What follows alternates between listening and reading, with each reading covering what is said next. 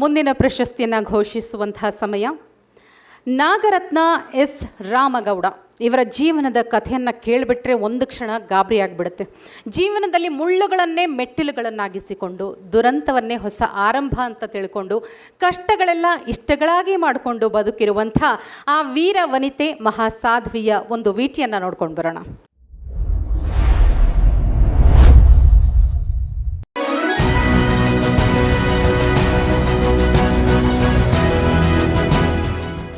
ನೊಂದವರ ಪಾಲಿನ ಜೀವನಾಡಿ ಈ ದಿಟ್ಟ ಮಹಿಳೆ. HIV ಎಂಬ ಕಾಯಿಲೆಯ ಕತ್ತಲನ್ನು ಸ್ವತಃ ಎದುರಿಸಿ ನನ್ನಂತೆ ಬೇರೆ ಯಾವ ಜೀವವೂ ನರಳಬಾರದು ಎಂದು ಸಿಡಿದೆದ್ದು ನೊಂದವರ ಕಣ್ಣೀರು ಒರೆಸಿ ಆಸರಿಯಾದ ಮಾತೃ ಹೃದಯಿ ನಾಗರತ್ನ ಎಸ್ ರಾಮಗೌಡ.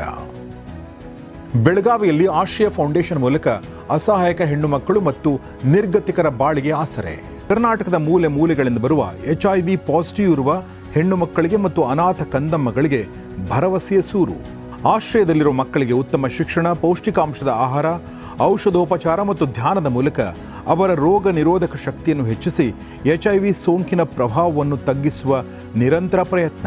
ಹಲವು HIV ಪಾಸಿಟಿವ್ ಹೆಣ್ಣು ಮಕ್ಕಳಿಗೆ ಮರುಮದುವೆ ಮಾಡಿಸಿ ಅವರ ಮಕ್ಕಳು HIV ನೆಗೆಟಿವ್ ಆಗುವಂತೆ ಮಾಡುವಲ್ಲಿ ಕಂಡ ಯಶಸ್ಸು. ಹೊಲಿಗೆ ಕೇಂದ್ರದ ಮೂಲಕ ಹೆಣ್ಣು ಮಕ್ಕಳಿಗೆ ಕೌಶಲ್ಯ ತರಬೇತಿ ನೀಡಿ ಅವರು ತಯಾರಿಸಿದ ಉತ್ಪನ್ನಗಳಿಗೆ ಮಾರುಕಟ್ಟೆ ಕಲ್ಪಿಸಿಕೊಟ್ಟ ಧೀಮಂತ ನಾಯಕಿ.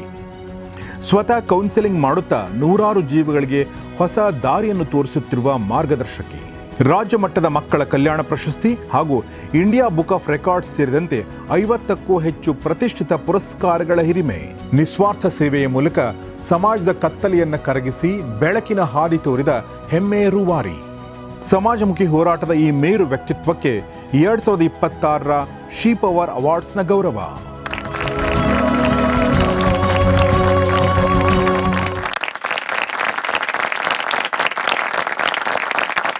ಪ್ರಶಸ್ತಿಯನ್ನು ಸ್ವೀಕರಿಸಿರುವ ನಾಗರತ್ನ ಎಸ್ ರಾಮಗೌಡ ಅವರು ಅಭಿಪ್ರಾಯವನ್ನು ಹಂಚಿಕೊಳ್ಬೇಕು ಅಂತ ಕೇಳಿಕೊಳ್ತಾ ಇದ್ದೇನೆ. ಎಲ್ಲರಿಗೂ ನಮಸ್ಕಾರ. ಗೌರೀಶ್ ಸರ್ ಮತ್ತು ಅವರೆಲ್ಲರೂ ಟೀಮ್ ಮೆಂಬರ್ಸ್ಗೆ ಮೊದಲನೇದಾಗಿ ನಾನು ಧನ್ಯವಾದ ಹೇಳಲಿಕ್ಕೆ ಇಷ್ಟಪಡ್ತೀನಿ.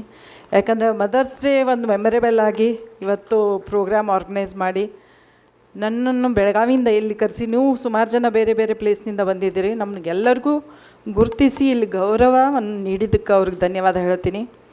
ನಿಜ ಹೇಳಬೇಕಂದ್ರೆ ಇವತ್ತು ಇಲ್ಲಿ ನಿಲ್ಲಿಕ್ಕೆ ಕಾರಣ ನನ್ನ ತಾಯಿ, ಎರಡನೇದಾಗಿ ನನಗೆ ನನ್ನ ಮಗ ಸ್ಫೂರ್ತಿ. ಯಾವಾಗ ಅವನಿಗೆ HIV ಇಲ್ಲ ಅಂತ ಗೊತ್ತಾಯಿತು, ಅದೇ ದಿನ ನಾನು ಏನಾದರೂ ಸಮಾಜಕ್ಕೆ ಕೊಡಬೇಕನ್ನೋ ಅಂಥದ್ದು ನಿರ್ಧಾರ ಮಾಡಿ ಇವತ್ತು ಸೇವೆನ ಶುರು ಮಾಡಿದ್ದು ಸುಮಾರು 27 ವರ್ಷ ಆಯಿತು. HIV ಬಂದು 27 ವರ್ಷ ಆಯಿತು. ಅದ್ರ ಜೊತೆಗೆ 2 ಮಂತ್ ಬ್ಯಾಕ್ ಅಷ್ಟೇ ನನಗೆ ಬ್ರೈನ್ ಹ್ಯಾಮ್ರೇಜ್ ಆಗಿ ಬ್ರೈನಲ್ಲಿ ಬ್ಲಡ್ ಕೂಡ ಬ್ಲೀಡ್ ಆಗಿ ಡಾಕ್ಟ್ರು ಸುಮಾರು ಒಂದು ಟ್ರೀಟ್ಮೆಂಟ್ ಆಯಿತು, ಪ್ರೊಸೀಜರ್ ಹೇಳಿದರು. ಬಟ್ ಒಂದು ಅವಕಾಶ ಅಂತ ಮತ್ತೆ ನಾನು ವಾಪಸ್ ಶುರು ಮಾಡಬೇಕು ನನ್ನ ಸೇವೆ ಅಂತ. ಆಫ್ಟರ್ 3 ಮಂತ್ಸ್ ನಾನು ಟ್ರಾವೆಲ್ ಮಾಡ್ತಾ ಇರೋದು ಫಸ್ಟ್ ಟೈಮ್ ಬೆಂಗಳೂರಿಗೆ. ಯಾವಾಗ ನನಗೆ ಕನ್ಫರ್ಮ್ ಆಯ್ತಂದ್ರೆ ಅವ್ರಿಗೆ ಹೇಳಿದೆ, ನಂಗೆ ಹೆಲ್ತ್ ಇಶ್ಯೂ ಆಗ್ಯದ, ಡಾಕ್ಟರ್ ಕನ್ಸಲ್ಟ್ ಮಾಡಿ ನಾನು ಟ್ರಾವೆಲ್ ಮಾಡಂದ್ರೆ ಮಾಡ್ತೀನಿ, ಅದರ್ವೈಸ್ ಇಲ್ಲ ಅಂತಂದಾಗ ಲಿಟ್ರಲಿ ಹೇಳ್ತೀನಿ, ಅವರು ಒಂದು ಟೀಮ್ ಎಲ್ಲರೂ ನನ್ನ ಫ್ಯಾಮಿಲಿ ಥರ ಕೇರ್ ಮಾಡಿ ಇವತ್ತು ನಾನು ಸೇಫಾಗಿ ಇಲ್ಲಿ ಬಂದು ಪ್ರೋಗ್ರಾಮಿಗೆ ಅಟೆಂಡ್ ಆಗಿ ಮರಳೋ ಬೆಳಗಾವಿಗೆ ಮುಟ್ಟೋ ಥರ ಕೂಡ ಏನೈತಿ ಒಂದು ಫ್ಯಾಮಿಲಿ ಥರ ಫಸ್ಟ್ ಟೈಮ್ ನನಗೆ ಅನ್ನಿಸ್ತದ. ಈ ರೀತಿಯಾದಂಥ ಒಂದು ಕೇರು ಒಂದು ಮೀಡಿಯಾ ಟೀಮ್ನಿಂದ ಸಿಗ್ತಾ ಇರೋದು ನಿಜವಾಗಿ ಹೆಮ್ಮೆ ಅನ್ನಿಸ್ತದೆ. ಸುಮಾರು ಎಲ್ಲ ಮೀಡಿಯಾನಲ್ಲಿ ನನ್ನ TV ಪ್ರೋಗ್ರಾಮ್ಸ್ ನಾನು ಕೊಟ್ಟಿದ್ದೀನಿ. G drama juniors real hero ಆಗಿರ್ಬೋದು, ನಾರಿ ನಾರಾಯಣಿ ಅವಾರ್ಡ್ ನಿಮಿತ್ತ ಪಬ್ಲಿಕ್ TVನಲ್ಲಿ ಆಗಿರ್ಬೋದು, ಹೆಣ್ಮಕ್ಳು ಸ್ಟ್ರಾಂಗ್ ಊರು.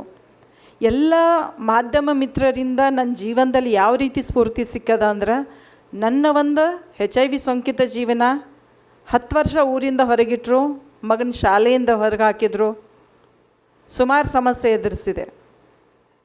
2016ರಲ್ಲಿ ಗೊತ್ತಾಯಿತು. ನಾನು ಯಾವಾಗ ಬಾಲ್ಯ ವಿವಾಹ ನನ್ನ ತಂದೆ ತಾಯಿ ಮಾಡಿ ಕಳಿಸಿದ್ರು, ಬಟ್ ತಂದೆ ತಾಯಿ ತಪ್ಪಿರಾಕಿಲ್ಲ, ಯಾಕಂದರೆ ಆವಾಗಿನ ಪರಿಸ್ಥಿತಿ ಸರಿ ಇಲ್ಲದಕ್ಕೆ ಅವ್ರು ನನ್ನನ್ನು 16 ವರ್ಷನಲ್ಲಿ ಮದುವೆ ಮಾಡಿ ಕಳಿಸಿದ್ರು. ಮದುವೆಯಾಗಿ ಬರೀ 5 ತಿಂಗಳಲ್ಲಿ ಗಂಡಿಗಿರೋ HIV ಏಡ್ಸ್ ನನಗೆ ಬಂತು, ಬರೀ 5 ತಿಂಗಳು. ಆವಾಗ 16 ವರ್ಷನಲ್ಲಿ ನಾರ್ಮಲಿ ಈ ಕಾಯಿಲೆ ಬಗ್ಗೆ ಚರ್ಚೆನೂ ಮಾಡ್ತಿರಕ್ಕಿಲ್ಲ. ಬಟ್ ಆ ಟೈಮ್ನಲ್ಲಿ ಒಂದು ಮೀಡಿಯಾದಲ್ಲಿ ಯಾವ ರೀತಿಯಾದಂತಹ ಒಂದು HIV ಏಡ್ಸ್ ರೋಗ ಬಗ್ಗೆ ಬಿಂಬಿಸಿತ್ತಂದ್ರೆ, HIV ಏಡ್ಸ್ ಅನ್ನೋವಂಥದ್ದು ಒಂದು ಮಾರಕ ರೋಗ, ಕಾಯಿಲೆ, ತಪ್ಪು ಕೆಲಸ ಮಾಡಿದರೆ ಮಾತ್ರ ಬರ್ತದ ಅನ್ನೋಂಥದ್ದು ಏನೈತಿ ಮೆಸೇಜನ್ನು ಕೊಟ್ಟಿದ್ದರು. ಆ ಒಂದು ಮೆಸೇಜ್ ನನ್ನ ಒಂದು ಸಮಾಜದಿಂದ ದೂರ ಇಡ್ಲಿಕ್ಕೂ ಕೂಡ ಕಾರಣ ಆಯಿತು. ಯಾವ ರೀತಿ ಅಂದ್ರೆ ಮಗ HIV ಇಲ್ಲ ಅಂತ ಗೊತ್ತಾದಾಗ ನನಗೊಂದು ಪ್ರೌಡ್ ಫೀಲ್ ಆಯಿತು. ನನಗೆ ದೇವ್ರು ಏನೋ ಒಂದು ಬ್ಲೆಸ್ಸಿಂಗ್ ಮಾಡಿದಾನ, ನನ್ನ ಮಗು ಹೆಲ್ದಿಯಾಗಿ ಹುಟ್ಟ್ಯದ. ಸೊ ನಾನೇನಾದರೂ ಸಮಾಜಕ್ಕೆ ಕೊಡಬೇಕಂತ BBC ಮತ್ತು NDTVಯಲ್ಲಿ ನನ್ನ ಲೈಫ್ ಸ್ಟೋರಿಯನ್ನು ಇನ್ 2003 ಮತ್ತು 2004 ಶೇರ್ ಮಾಡಿಕೊಂಡಾಗ ಅಪ್ರಿಷಿಯೇಷನು ಬಂತು. ಬಟ್ ಯಾವಾಗ ಅಪ್ರಿಷಿಯೇಷನ್ ಜೊತೆಗಿದ್ದವರು ದೂರ ಆಗ್ಲಿಕ್ಕೆ ಶುರು ಮಾಡಿದರು, ಫ್ಯಾಮಿಲಿ ಫಂಕ್ಷನ್ಸ್ ಕರೆಯೋದನ್ನು ನಿಲ್ಲಿಸಿದರು. ಮತ್ತು ನನ್ನ ಮಗನ ICSE ಒಂದು ಸ್ಕೂಲ್ನಲ್ಲಿ ನನ್ನ ಕೆಲಸ ನೋಡಿ ಅಡ್ಮಿಷನ್ ಕೊಟ್ಟಂತಹ ಒಂದು ಸ್ಕೂಲು 2 ವರ್ಷ ಆದ ನಂತರ ಪ್ರಾಮಿಸ್ ಮಾಡಿರೋ ಪ್ರಿನ್ಸಿಪಲ್ ತೀರ್ ಹೋದರು. ಅದಾದ ನಂತರ ಮಗನ ಕೂಡ ಸ್ಕೂಲ್ನಿಂದ ಹೊರಗೆ ಹಾಕಿದ್ರು. ಆವಾಗ ಸುಮಾರು ಫೈಟ್ ಮಾಡಿದೆ ನಾನು. RTE ಅನ್ನೋಂಥ ಒಂದು ಆ್ಯಕ್ಟ್ ಇಂಪ್ಲಿಮೆಂಟ್ ಆಯಿತು. ನನಗೆ ಆವಾಗ ಅನ್ನಿಸ್ತು, ಜೀವನದಲ್ಲಿ ಒಬ್ಬರು ಯಾರಾದರೂ ಕಷ್ಟ ಎದುರಿಸಿದಾಗ ಅವ್ರ ಮುಂದೆ ಹೆಜ್ಜೆ ಇಟ್ಟಾಗ ಅವರಿಂದ ಸುಮಾರು ಜನ ಆ ಥರದ ಬೆನಿಫಿಟ್ ತೊಗೋಬೋದಂತ. ಸೊ ಜೀವನದಲ್ಲಿ ಕಷ್ಟ ಬಂದಾಗ ದಯವಿಟ್ಟು ಯಾರು ಬೇಜಾರು ಮಾಡ್ಕೋಬೇಡ್ರಿ. ಯಾರು ಕಷ್ಟ ಎದುರಿಸೋ ಶಕ್ತಿ ಇರ್ತದಲ್ಲ ಅವ್ರಿಗೆ ಮಾತ್ರ ಕಷ್ಟ ಬರ್ತದೆ. ಸೊ ಇವತ್ತು ಇಲ್ಲಿ ಬಂದಿರೋ ರೀಸನ್ ಏನದ ಅಂದರೆ ಬೇರೆ ಹಮೇರಿ ಆದರೂ ಕೂಡ ಏನೈತಿ, ನನ್ನ ಮನೇಲಿ ವರಿ ಮಾಡ್ಕೋತಿರ್ತಾರೆ. ಯಾಕಂದರೆ ನನ್ನ ಮಗ ನನ್ನ ಜೀವನ. ನನ್ನ ಹಿಂದೆ 20 ಹೆಣ್ಮಕ್ಳಿದ್ದಾರೆ. ನನ್ನ ಆಶ್ರಯ ಫೌಂಡೇಶನ್ ಅಂತ ಬೆಳಗಾವಿಯಲ್ಲಿ ಇಡೀ ಕರ್ನಾಟಕದ ಏಕೈಕ ಒಂದು ಸೆಂಟರ್ 18+ ಏಜ್ ಇರುವಂಥ HIV AIDS ಇರೋ ಹೆಣ್ಮಕ್ಳಿಗೆ 20 ಹೆಣ್ಮಕ್ಳು, ಒಬ್ಬ ಗಂಡು ಮಗ ನನಗೆ. ಅವ್ರಿಗೆ ಊಟ, ವಸತಿ, ಮೆಡಿಸಿನು, ಎಜುಕೇಷನು, ಒಂದು 12 ಹೆಣ್ಮಕ್ಳು ಮದುವೆ ಕೂಡ ಮಾಡಿಕೊಟ್ಟಿದ್ದೀನಿ. ಮತ್ತು ನನ್ನೆಲ್ಲ ಮಕ್ಕಳು ಡಿಗ್ರಿ PG ಕೂಡ ಓದ್ತಾ ಇದ್ದಾರೆ. ಮತ್ತು ಅವ್ರದ್ದೇ ಆದಂಥ ಒಂದು ಲೈವ್ಲಿಹುಡ್ ಸೆಂಟರ್ ಕೂಡ ರನ್ ಮಾಡ್ತಾಯಿದ್ದೀವಿ.